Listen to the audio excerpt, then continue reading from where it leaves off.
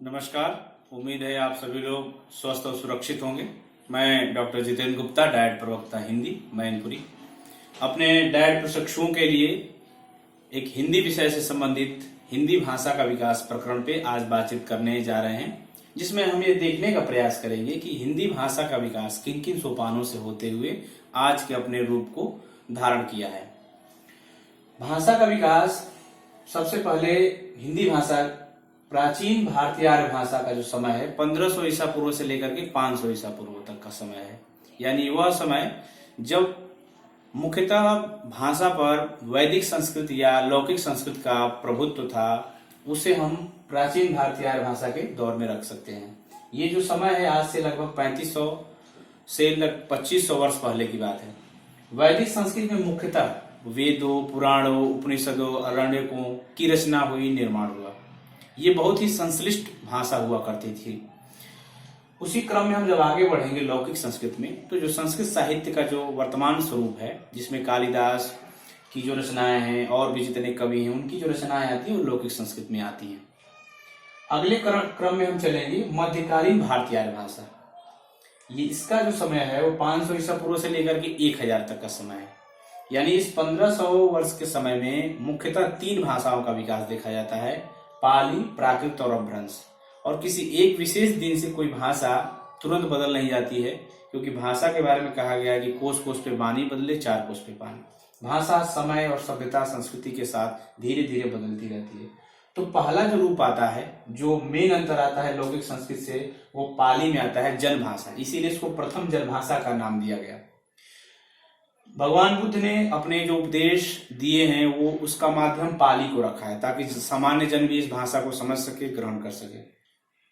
पाली, प्राकृत, महात्मा जो महावीर जैन हैं उनकी जो भाषा है वो प्राकृत है, और उन्होंने अपनी भाषा या उपदेशों का जो माध्यम है वो प्राकृत भाषा को लगाया। इसको हम द्वितीयक जन भाषा भी कह सकते हैं। इसी क्रम में तीसरी जो है अपभ्रंश। अपभ्रंश का शाब्दिक अर्थ होता है बिगड़ा हुआ या गिरा हुआ। यानी जो जन भाषा थी वो अब पूरी तरह से मिक्स हो गई थी, मिश्रित हो गई थी, जिसमें कोई एक विशेष रूप न रह सका था। मुख्यतः अपभ्रंश ही हिंदी की आधुनिक आर्य भाषाओं के विकास का शुरुआत माना जाता है। अब हम तीसरे क्रम में देखेंगे आधुनिक भारतीय आर्य भाषा। इसका जो समय है वह 1000 से लेकर के अब तक का जो समय है वो निर्धारित किया गया है। इसमें भी 3 आप समय में विभाजित कर सकते हैं, प्राचीन हिंदी, मध्यकालीन हिंदी और आधुनिक हिंदी। समय आप देख सकते हैं 1000 ईस्वी से 1400, 1400 से 1800, 1800 से अब तक। ये मोटे मोटे हिंदी का एक विभाजन है भाषाई आधार पर। और अगर हम एक क्रम में इसको देखना चाहेंगे कि किस तरीके से निकला है, तो वैदिक संस्कृत से लौकिक संस्कृत का रूप, लौकिक संस्कृत से पाली, पाली से प्राकृत, प्राकृत से अपभ्रंश, अपभ्रंश से अवहट, अवहट से पुरानी हिंदी और आधुनिक हिंदी। ये क्रम है भाषाओं के हमारे विकास का। अब हम आपको मुख्यतः इस विषय प्रकरण में ये दिखाने का प्रयास कर रहे हैं कि हिंदी क्षेत्र की जो भाषाएं हैं, उपभाषाएं हैं, बोलियां हैं, या हम कहें कि हिंदी संघ की जो जितनी भी और भाषाएं हैं वो किस तरीके से विकसित हुई हैं, किन किन अपभ्रंशों से, वो मुख्य है। पहला है सौरसेनी, यानी कि जो सूरसेन का क्षेत्र है, पश्चिमी हिंदी का क्षेत्र का ले लीजिए। यानी पश्चिमी, अगर आप भारत के नक्शे को अपने मस्तिष्क में थोड़ा ध्यान दें, तो जो पश्चिमी भारत है, जिसमें राजस्थान है, हरियाणा है, ये जो क्षेत्र आते हैं वो सब उसमें आएगा, जिसमें पहला विभाजन होगा सौरसेनी का पश्चिमी हिंदी के रूप में। पश्चिमी हिंदी का मुख्य भाग हुआ खड़ी बोली, कौरवी, इसी को कौरवी के नाम से जाना जाता है। दूसरा है ब्रजभाषा, तीसरा है हरियाणवी, और चौथी है बुंदेली, 5वां है कन्नौजी। ये 5 जो है पश्चिमी हिंदी की भाषाएं हैं, या यूं कहिए कि बोलियां हैं, उपबोलियां हैं, उपभाषाएं हैं या विभाषा है। सौरसेनी का जो दूसरा रूप आप देखेंगे वो राजस्थानी है। राजस्थानी की 4 मुख्य बोलियां हैं, मारवाड़ी, मेवाती, मालवी और जयपुरी। ये 4 राजस्थानी वर्ग की भाषाएं हैं, बोलियां हैं। जयपुरी को ढूढ़ाड़ी के नाम से भी जाना जाता है। अब हम इसी क्रम में पहाड़ी वर्ग की भाषाओं को देखेंगे, बोलियों को देखेंगे, जिसको हम 3 क्षेत्रों में बांट सकते हैं, 3 विभागों में मुख्यतः रख सकते हैं। पश्चिमी हिंदी, जिसमें पश्चिमी पहाड़ी, जिसमें कि पंजाबी है। मध्य पहाड़ी, यानी कि मध्यवर्ती जो पहाड़ है, जिसमें गढ़वाली, कुमाऊनी का जो क्षेत्र आता है उत्तराखंड का, ये मध्य पहाड़ी के वर्ग में है। और तीसरा है पूर्वी पहाड़ी, जो नेपाल की में बोली जाती है, नेपाली भाषा। वो इस पहाड़ी की तीसरी वो भाषा है पहाड़ी पूर्वी, पहाड़ी हिंदी यानी कि नेपाली। अब अर्धमागधी क्षेत्र आएगा, यानी कि जो न तो मगध है का क्षेत्र है ना सुरसेन का क्षेत्र है, अर्धमागधी है, यानी जो अवध का जो क्षेत्र है उसको हम पूर्वी हिंदी के क्षेत्र में रखते हैं। और इसमें अब पहला है अवधी, बघेली, छत्तीसगढ़ी, यानी 3 बोलियां जो है पूर्वी हिंदी के रूप में रखी गई हैं, अवधी, बघेली, छत्तीसगढ़ी। उसी तरीके से हम अगर मगध में जाएं, जो मगध का साम्राज्य रहा है, आप इतिहास में देखे होंगे या सुने होंगे कि जो महाजनपदों की बात कही गई है, तो मगध का जो क्षेत्र है वो पूरा का पूरा क्षेत्र मगधी उपभाषा में आता है, जिसमें पहला जो मुख्य वर्ग है बिहारी वर्ग। बिहारी में 3 आएंगी बोलियां, मैथिली, मगही और भोजपुरी।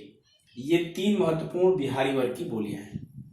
उसी क्रम में उड़िया, बंगला, असमिया भी एक एक मगधी की उपशाखाएं हैं, उपभाषाएं हैं। और एकमात्र जो महाराष्ट्री का क्षेत्र है, वो महाराष्ट्री से मराठी बोली निकली है। इन सभी की जो लिपि है वो देवनागरी ही है, और ये पूरा हिंदी का क्षेत्र है। आप अगर भारत के नक्शे को इस तरीके से रखकर यहाँ देखने का प्रयास करेंगे तो पूरा का पूरा जो क्षेत्र है, ये पूर्वी, ये जो पश्चिमी भारत है, ये मध्य का भारत है, और ये नॉर्थ ईस्ट का क्षेत्र है, पूरा का पूरा इस तरीके से आ जाएगा निकल कर।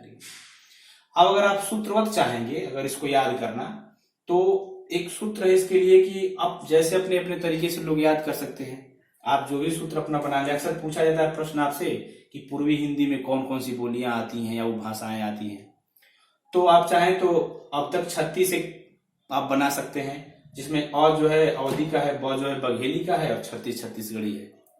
उसी तरीके से यहाँ प्रश्न आपसे बनते हैं कि पश्चिमी हिंदी में कौन कौन सी बोलियां आती हैं, तो इसको भी आप अपने तरीके से बना सकते हैं या विकसित कर सकते हैं, जिसमें हम कह सकते हैं कि ब्रज का राजा बुंदेली के साथ हरियाणवी में खड़ा है। इस तरीके से कुछ भी आप जो जैसे चाहें वो अपने को विकसित कर सकते हैं, बना सकते हैं।